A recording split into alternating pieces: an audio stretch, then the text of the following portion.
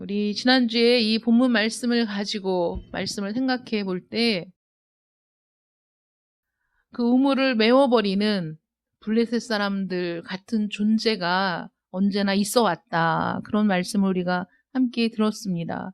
그 블레셋 사람들의 소행이 교회사를 쭉 보다 보면 매 시대마다 언제든지 있어 왔다는 것을 볼 수 있습니다.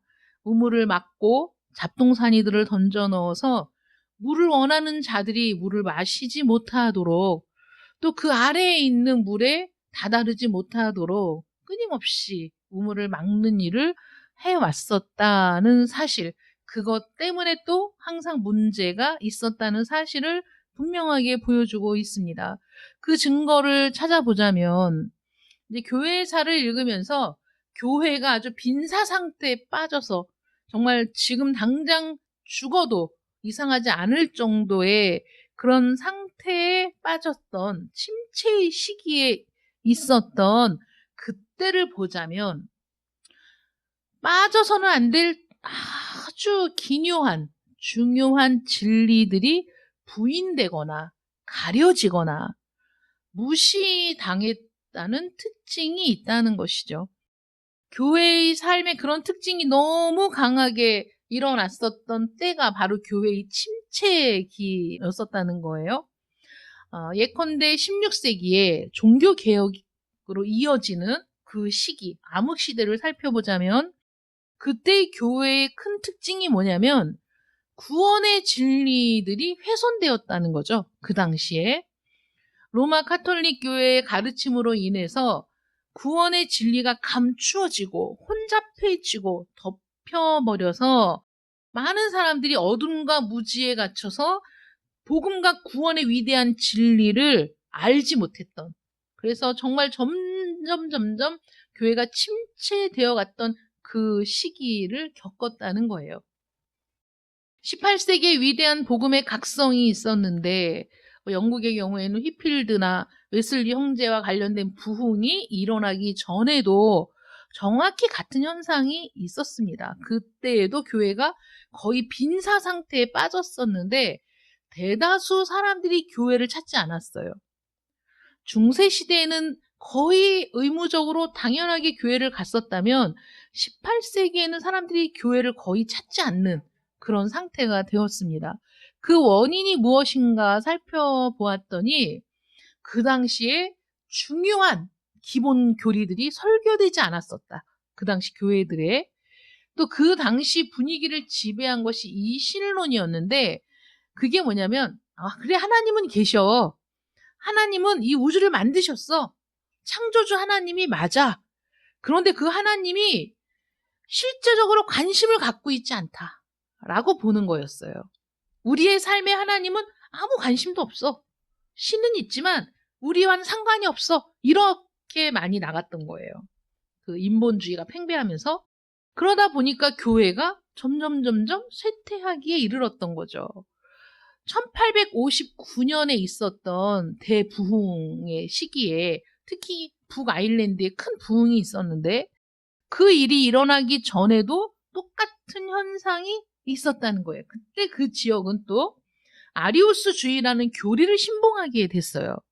그래서 주 예수 그리스도가 영원하신 하나님이라는 것을 부인했어요.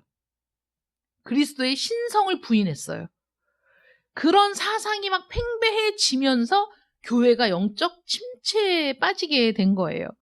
그래서 보면 지난주에 말씀드린 것처럼 교회가 지금까지 쭉 상승 곡선을 타면서 성장해 온 것이 아니라 한때는 부흥했는데 또 침체되었다가 또 부흥했다가 침체되었다, 이런 일이 반복되어 왔다, 그렇게 말씀드렸잖아요.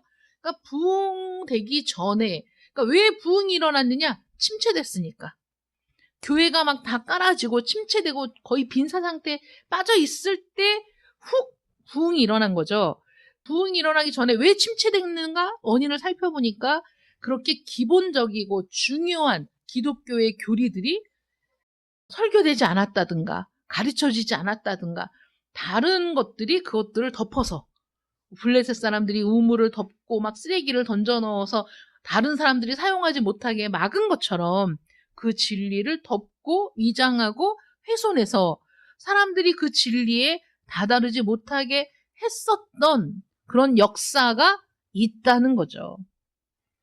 그래서 이렇게 진리를 가리고 무시했을 때, 그 진리가 제대로 설교되지 않았을 때, 그때 교회가 점점점 죽어가고 침체에 빠져들게 되었더라라는 것이 역사를 통해서 증명되고 있다라는 거예요.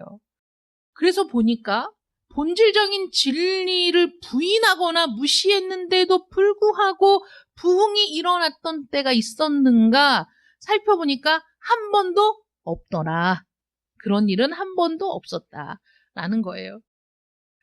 그리고 그런 그 침체기를 벗어나서 부흥을 했을 때 그 부흥의 한복판에 있었던 사람들을 항상 반대하고 박해했던 역사가 공존하더라.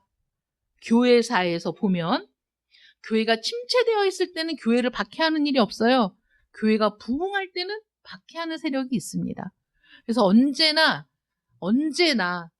교회를 죽이려고 하고 침체시키려고 하고 진리의 말씀이 제대로 설교되지 않도록 막는 블레셋과 같은 세력이 존재해 왔고, 그 블레셋과 같은 존재는 교회가 침체기에 들었을 때는 교회를 공격하지 않지만 교회가 이제 그것을 떨쳐버리고 부흥의 날갯짓을 펼치면서 막 부흥하게 될 때 그 부흥의 한복판에 있는 사람들을 여지없이 핍박하고 박해하더라. 이런 것들이 교회의 역사를 읽어보면 너무나 분명하게 드러나더라 하는 것이죠. 그러면 언제 부흥하느냐? 기독교 신앙의 기본 교리, 우리가 정말 이것만큼은 확실하게 알고 있어야 그리스도인이라고 할 수 있지. 우리 기독교에서 가장 중요하게 생각하는 것, 정말 이것만큼은 틀림없이 가르쳐져야 되고 반드시 인식해야 하는 그 기본 교리들을 재발견할 때, 그때의 부흥이 일어났다는 건 의심의 여지가 없고 언제나 부흥에 앞서서 그런 일이 있었다라는 거예요. 종교개혁의 역사를 보자면 개신교의 부흥은 마틴 루터가 오직 믿음으로 의롭다 하심을 얻는다라는 진리를 불현듯 깨달은 이후에 종교개혁이 불일 듯 일어났거든요. 마틴 루터가 갈라디아서와 로마서의 진리로 되돌아갔을 때 성령의 부으심을 예비하는 길이 된 거예요. 하나님의 진리를 붙들었을 때, 깨달았을 때 그 심령에 먼저 부흥의 역사가 일어나고 그 부흥의 불길은 그 주변으로 다 퍼져나가면서 그래서 유럽 전역에 종교개혁의 불길이 막 타오르게 된 거죠. 17세기에도 마찬가지로 그 정도는 달랐지만 이런 진리들을 강조함으로써 청교도 시대의 큰 축복이 열렸던 때죠. 17세기가. 18세기에도 같은 일이 일어났는데 그 당시에도 역시 엄청난 침체를 겪은 시대였는데 갑자기 부흥이 임했어요. 위필드와 웨슬리 형제 같은 인물들이 막 등장하면서 부흥을 주도했는데 그때에 어떤 일이 먼저 선행됐느냐. 존 웨슬리가 성령으로 이 심령이 막 이상하게 뜨거워지는 걸 경험했거든요. 이 이상하게 마음이 뜨거워졌던 그것을 시발점으로 해서 이런 그 존 웨슬리를 필두로 한 성령의 부흥의 역사가 일어났는데 그것을 올더 스케이트의 경험이라고 부르게 됐단 말이에요. 이 굉장히 중요한 일이라서. 그런데 그 일이 갑자기 일어났느냐? 갑자기 일어난 게 아니고 그 석 달 전에 오직 믿음으로 의롭다 하심을 얻는다는 진리에 눈을 뜨게 됐어요. 그 어디를 동행하던 사람과 페더 뷰러라는 사람과 성경에 대해서 서로 토론을 하게 된 거죠. 믿음으로 의롭다 하신다는 구절에 대해서 토론을 하다가 이 존 웨슬리가 갑자기 깨닫게 된 거죠. 그 진리가 믿어진 거죠. 내 심령에 들어온 거죠. 그것이 속에서 성장해가지고 갑자기 성령에 의해 마음이 뜨거워지는 경험을 하면서 존 웨슬리를 통해서 부흥의 역사가 일어나게 된 거예요. 위필드에게도 그런 의미의 일이 일어났었다라는 거예요. 그 당시에 위대한 설교자 중에 한 사람이었던 데니얼 롤런즈에게도 이와 똑같은 일이 일어났었다는 거예요.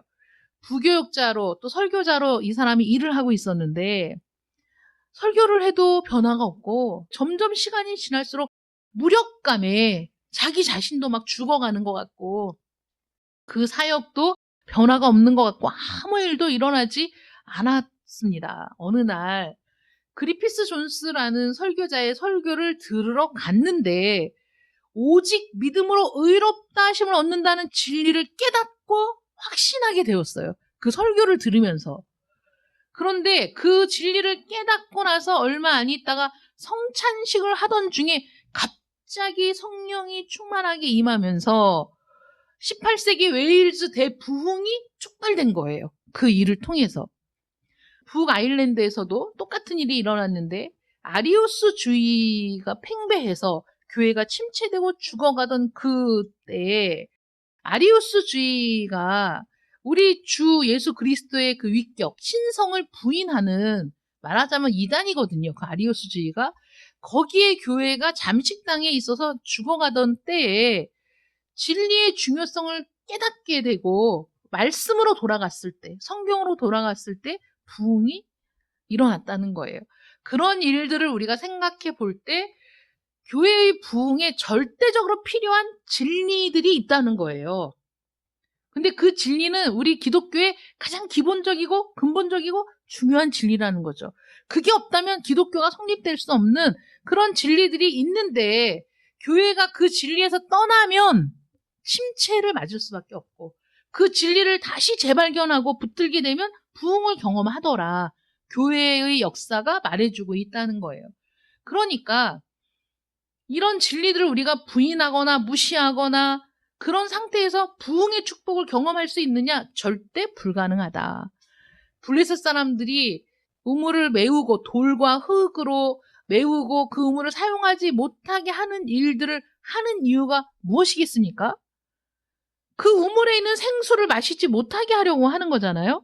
그러니까 지금 교회사에 있어서 끊임없이 다른 것들로 진리를 훼손하고 가리고 그래서 교회가 그 생수를 마시지 못하게 만드는 그런 일들을 하고 있다는 것이죠. 교회사의 역사를 보면 끊임없이 그런 일들이 있었다는 거예요. 그래서 그 블레셋 사람들의 소행을 우리가 파악하고 다시는 거기에 넘어가지 말아야죠. 거기에 넘어가서 그들이 말하는 대로 휘둘리면 우리는 진리를 발견하기가 더 어려워지는 거 아니겠습니까? 그래서 부흥을 위해 기도합시다 라고 말하는 것이 의미가 없다는 거예요. 우리가 진리에 바로 서지 않으면. 그래서 블레셋 사람들의 소행부터 깨끗하게 처리를 해야 돼요. 그 우물물을 마시려면 그 우물을 채웠던 모든 돌과 흙더미를 다 끄집어내야 돼요. 그래야 되잖아요.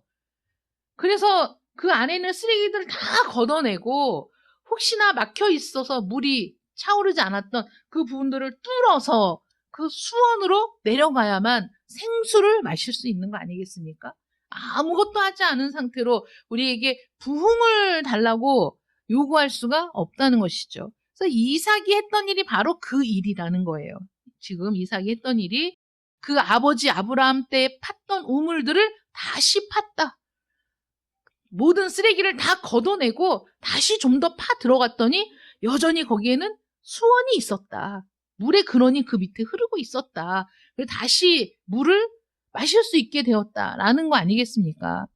쓰레기와 잡동사니들과 흙을 치우자 예전처럼 물이 나왔다는 거예요. 모든 부흥의 이야기들은 이 예비 작업이 선행되었다는 걸 분명히 보여주고 있는 거죠. 이걸 걷어내지 않으면 물을 마실 수 없어. 우리 주님은 누구든지 목마르거든 내게로 와서 마시라고 초청을 하셨거든요. 그러니까 우리는 누구든지 가서 생수를 마실 수 있는데 누군가가 블레셋이 그걸 쓰레기로 덮고 돌로 덮고 흙으로 덮어서 그 생수를 마시지 못하게 만드니 우리는 그것을 걷어내고 진리의 말씀이 우리 심령에 흐르도록 해야만 그 참된 부흥을 경험할 수 있다는 겁니다. 이 블레셋 사람들이 부인하고 감춰놓은 진리들 중에 어떤 것들이 있을까를 우리가 살펴보자면, 첫 번째, 교회와 개인의 역사 가운데 행하시고 개입하시고 그 안으로 뚫고 들어오시는 초월적이고 살아계신 주권자 하나님에 대한 진리를 가려버리는 거예요. 하나님이 어떤 분이신지를 정확하게 우리가 알지 못하도록 그렇게 덮어버리고 가려버리고, 그래서 그것이 버려진 우물처럼, 여러분 그 시골에 이렇게 여행을 가다 보면 버려진 우물이 있어요. 그래서 보면 거기에는 오물이 가득해. 그래서 거기에서는 물을 길어서 먹을 수가 없어. 그래서 우물이 있는데 버려진 우물이야. 폐우물. 그래서 누구도 거기에서 생수를 길어 올릴 거라고 기대를 하지 않는 우물들이 있거든요. 그러니까 블레셋 사람들은 그 우물을 그런 식으로 만드는 거야. 분명히 생수가 솟아나는 우물이었는데 거기를 쓰레기를 채워 넣어서, 그래서 흡사 그 우물이 버려지고 다시는 먹을 물을 기를 수 없는 우물인 것처럼 그렇게 만들거든요. 이런 행위들을 교회에 행하고 있는 거예요. 우리의 원수 사단 마귀들이. 그래서 가장 중요한 건 하나님이 어떤 분이신가를 우리가 정확히 파악하지 못하게 만드는 거죠. 그런데 이것이 우리 교회에 있어서는 가장 중요한 진리 아니겠습니까? 내가 하나님이 어떤 분인지를 모르고 교회를 다니는 게 무슨 의미가 있습니까? 내가 하나님이 어떤 분인지 모르는데 어떻게 그 하나님께 기도할 수 있습니까? 내가 하나님이 어떤 분인지를 모르는데 하나님을 어떻게 찾을 수 있습니까? 불가능하죠. 모든 교리의 기초, 그것이 바로 하나님이 어떤 분이신가를 제대로 아는 거죠. 디모데후서 2장 19절에 보면, 그러나 하나님의 견고한 터는 섰으니 라고 바울이 얘기하거든요. 모든 만물이 다 흔들리고 다 무너질 것 같고, 그래서 모든 것들이 다 뒤흔들려서 진리가 무엇인지 발견할 수 없을 것 같은 그런 때라도 흔들리지 마. 하나님의 견고한 터는 이미 서 있어. 견고한 터예요. 흔들리지 않아요.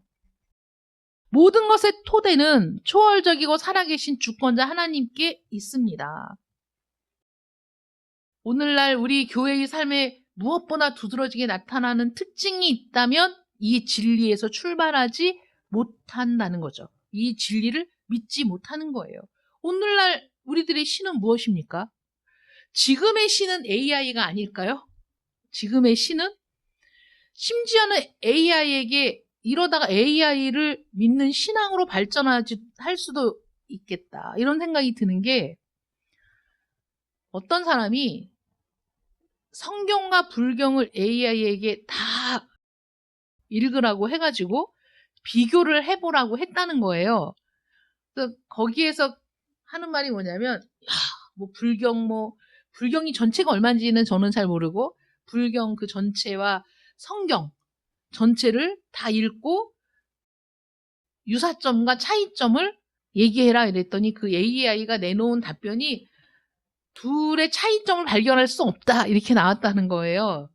불경과 성경의 차이점을 발견할 수 없다 이렇게 답이 나왔다. 그래서 어떤 것이 그러면 유사하냐, 가장 중심 단어가 바로 불교도 자비이고 성경도 자비이다 이렇게 나왔다고 얘기를 하더라고요. 여러분 정말 너무 그럴듯하지 않습니까? 정말 너무 그럴듯하잖아요. 어떤 사람이 불경을 다 읽어봤겠어요. 성경을 일독하는 것보다 불경을 일독하는 게 사실 더 어려운 일이죠. 너무 방대하니까. 그런데 AI가 다 읽었다 이거야. 내가 다 읽었는데 막 그 단어들을 다 비교하고 검색해보니까 성경과 불경에서 얘기하는 게 똑같아. 이렇게 얘기를 하면 불교를 믿거나 기독교를 믿거나 무슨 차이가 있겠어요? 똑같지? 이렇게 생각할 거 아니에요. 거기에다 누가 그렇지 않아 라고 얘기하기가 어렵죠. 다 읽어보고 비교를 해보지 않았으니까. 그런데 그 말이 일리가 있다 하더라도, 자비라는 말이 우리도 이제 하나님의 사랑에 대해서 많이 나오잖아요. 하나님의 긍휼과 자비에 대해서 성경도 많이 얘기하고 있죠. 이웃을 향해도 긍휼과 자비를 베풀어야죠, 우리가.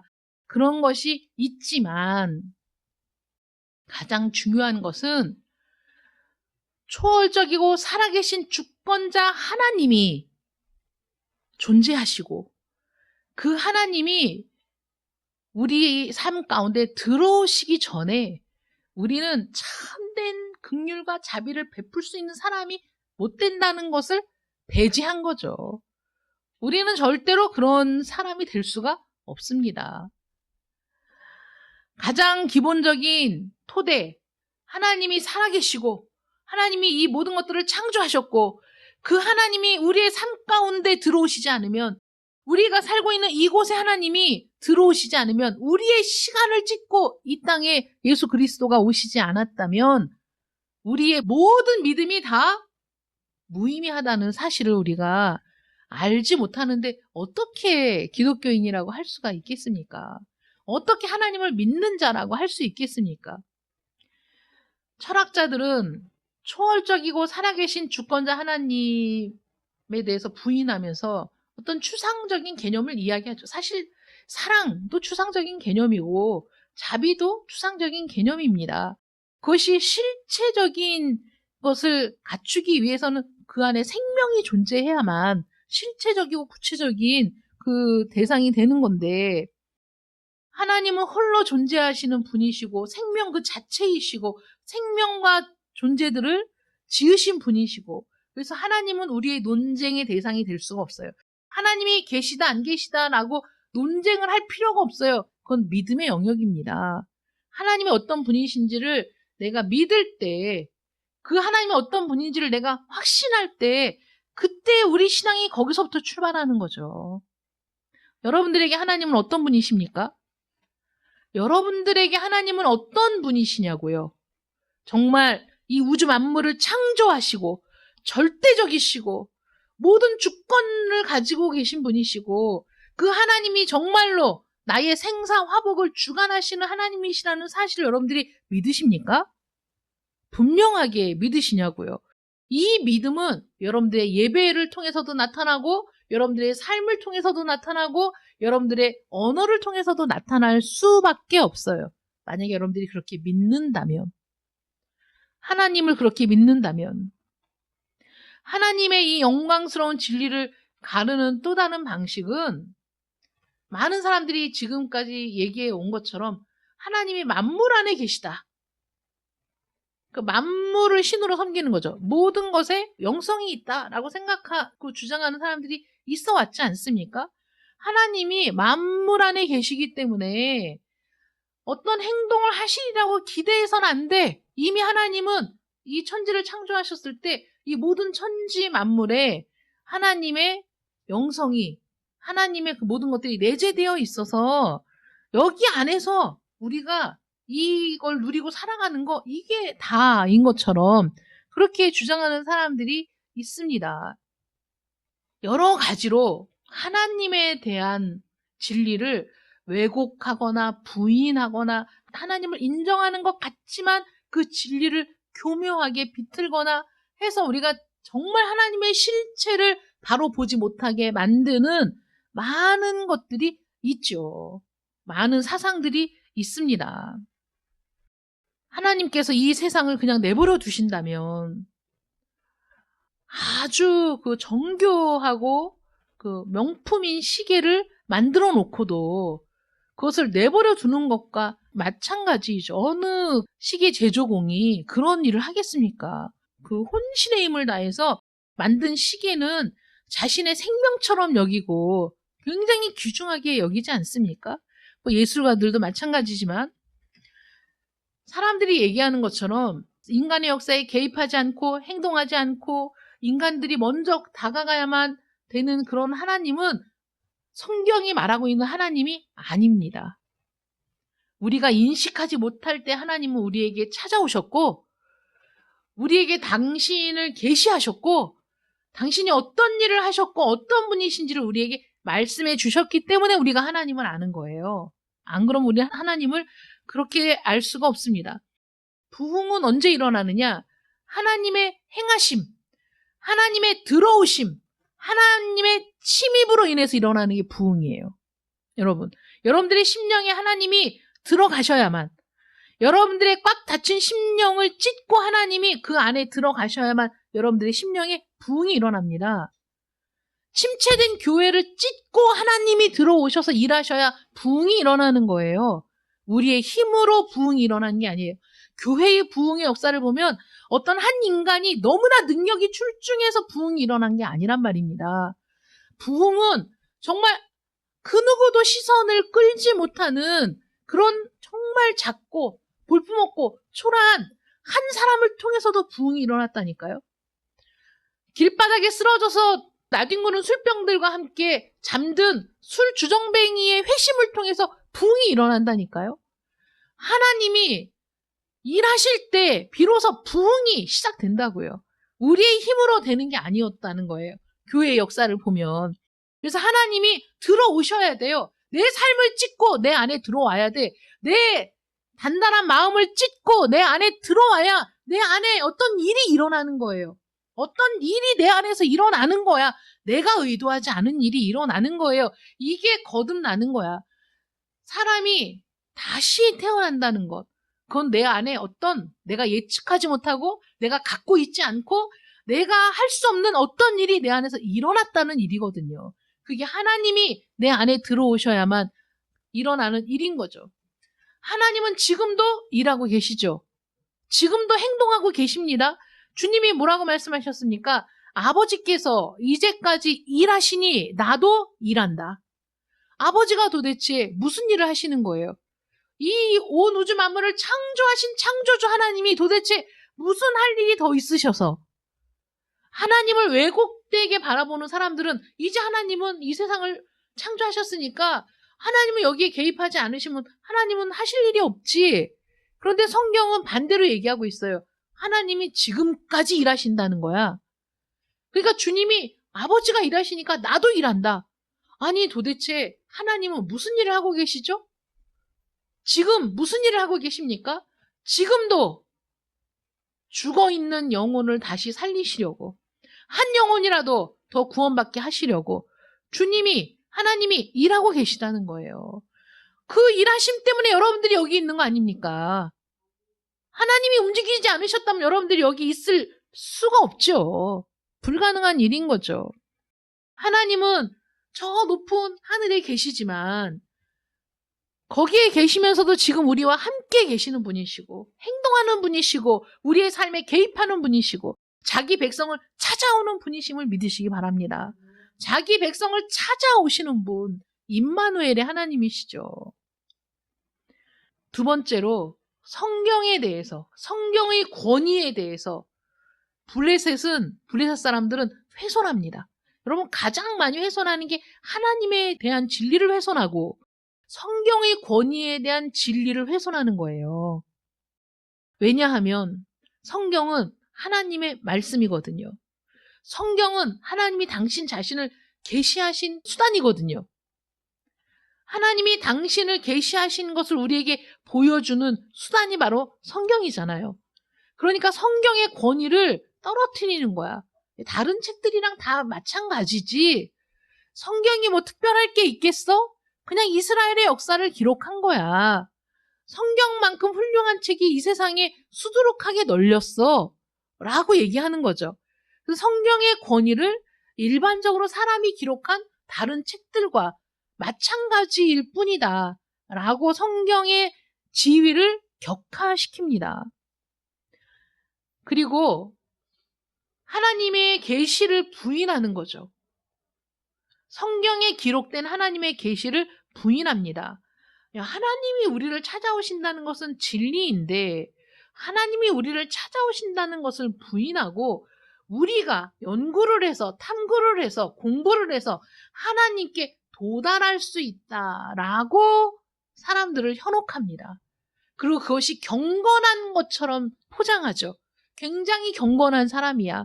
성경 말씀을 탐구해서 하나님을 찾아가는 거야. 여러분 우리가 아무리 지식이 뛰어나고 아무리 우리가 공부를 잘하고 우리가 아무리 탐구를 잘한다고 하더라도 인간들의 탐구로 하나님을 발견할 수 있습니까? 네, 세상은 발견할 수 있다고 얘기하죠. 그게 바로 블레셋의 우물 막기라는 거예요. 우물을 쓰레기로 채우는 것과 같은 행위가 뭐냐면, 야, 우리가 연구해서, 우리가 탐구해서 하나님을 찾을 수 있어. 우리의 힘으로. 이게 우리 인간들의 가치를 향상시키는 것처럼 느껴지죠. 우리가 탐구를 해서, 우리가 연구를 해서, 우리가 모여서 같이 머리를 맞대서 하나님을 찾자. 이게 무엇과 같습니까? 바벨탑을 쌓은 인간들과 똑같은 거죠. 우리가 하나님을 찾아보자. 우리가 하나님을 발견해보자. 그런데 성경은, 하나님은 우리에게 뭐라고 말씀하십니까? 찾을 수 없다고 말씀하시죠. 만약에 우리가 탐구를 통해서, 연구를 통해서 사람들이 머리를 맞대서 찾을 수 있는 하나님이라면 그건 하나님이 아니라는 거예요. 그건 가짜라는 거예요. 그거는. 우리의 힘으로 하나님을 찾을 수 없습니다. 기록된 말씀 없이 하나님을 알 수 없습니다.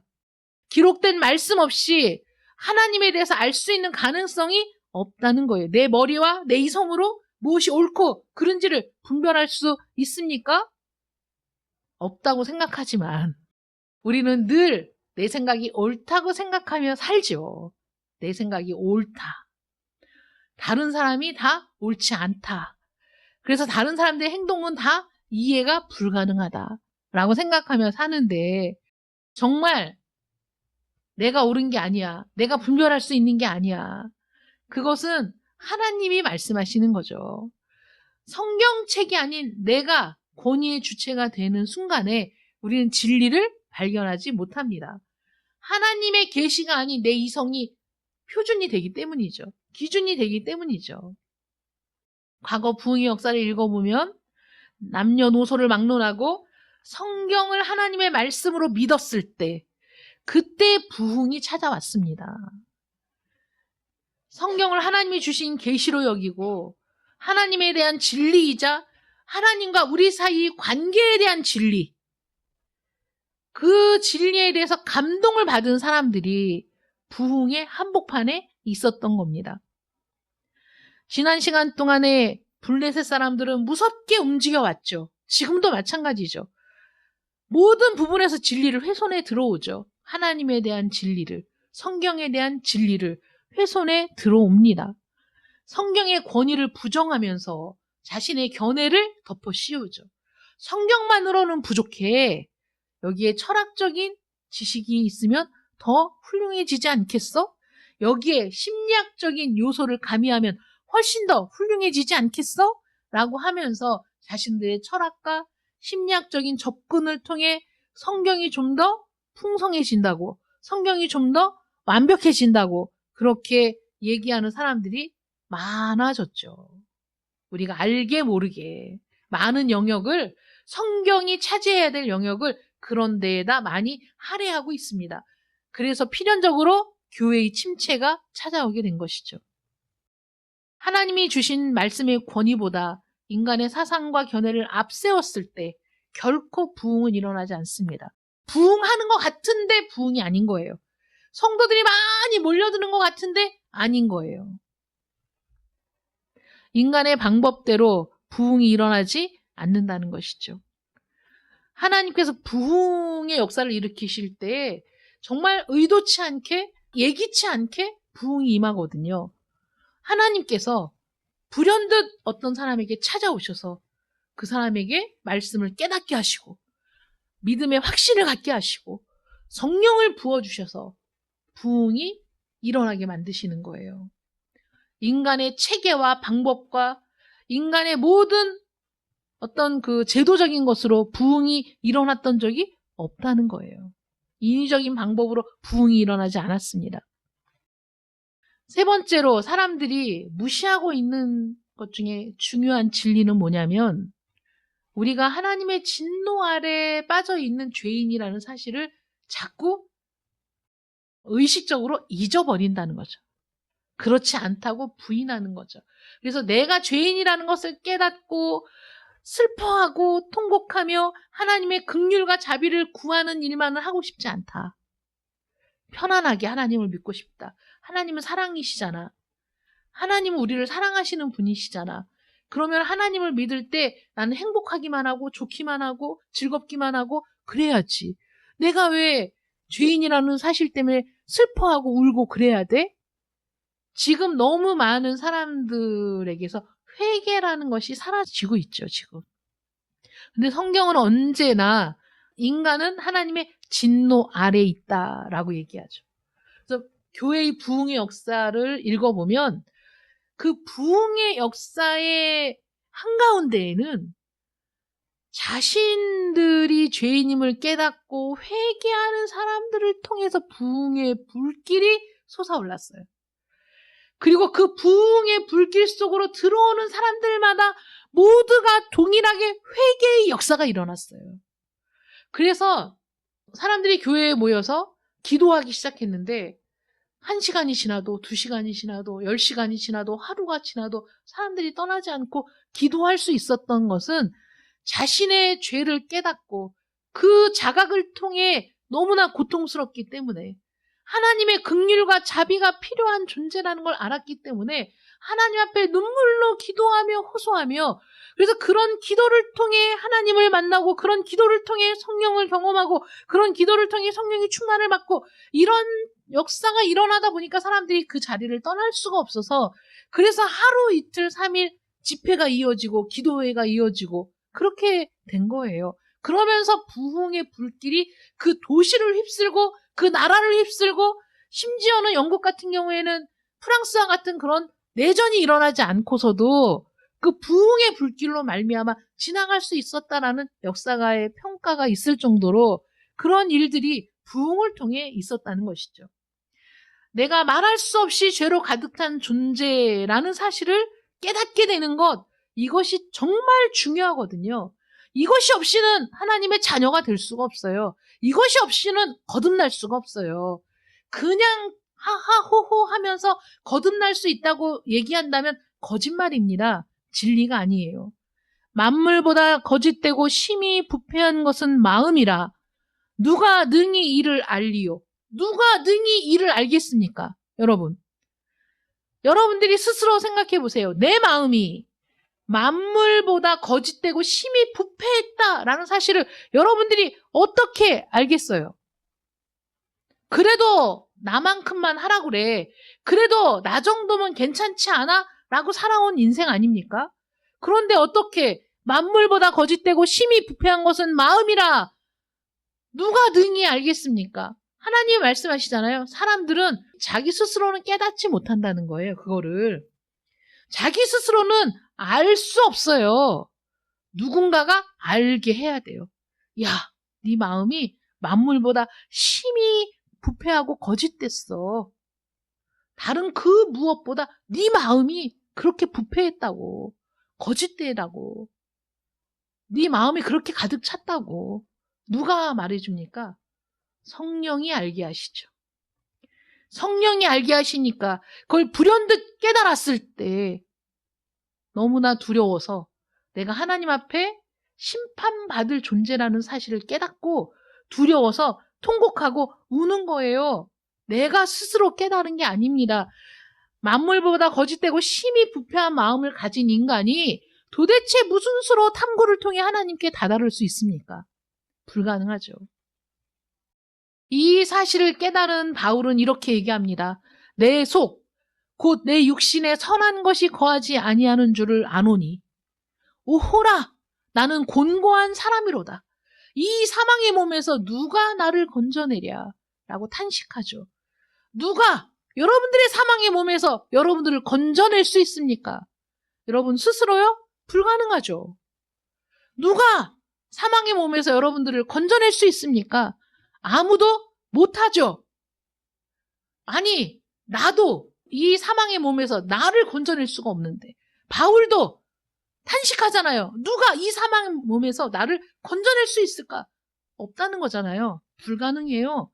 불가능하니까 예수님이 시 공간을 찢고 이 땅에 내려오신 거죠.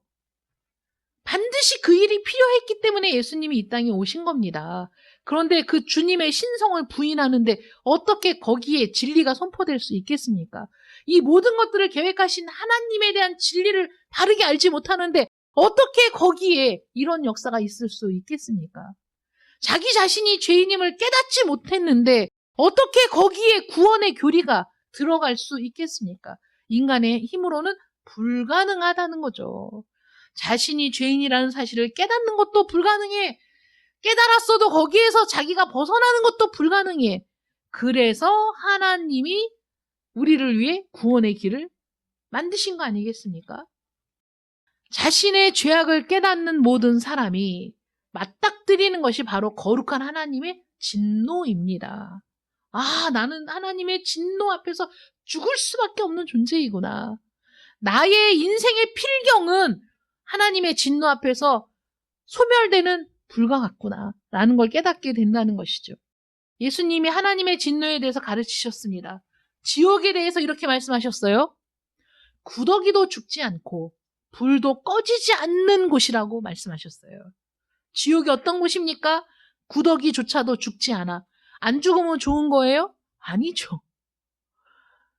불도 꺼지지 않는 곳에서 죽지 않으니 얼마나 고통스러운 곳이겠어요. 구더기도 죽지 않고 불도 꺼지지 않는 지옥이 있습니다. 계시록 6장 15절에서 17절에 이렇게 기록되어 있습니다.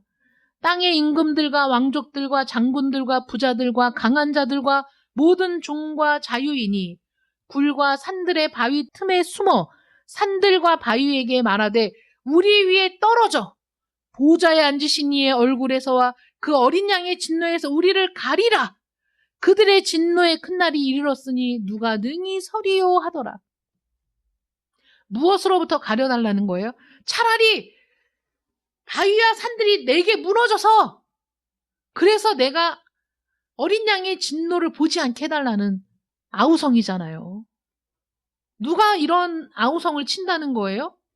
땅의 임금들, 왕족들, 장군들, 부자들, 강한 자들, 모든 종, 자유인, 모든 사람이 낮은 사람이나 높은 사람이나 모든 사람이 그 마지막 날에 보좌에 앉으신 하나님의 얼굴 그리고 어린 양의 진노에서 제발 우리를 숨게 해달라. 피하게 해달라.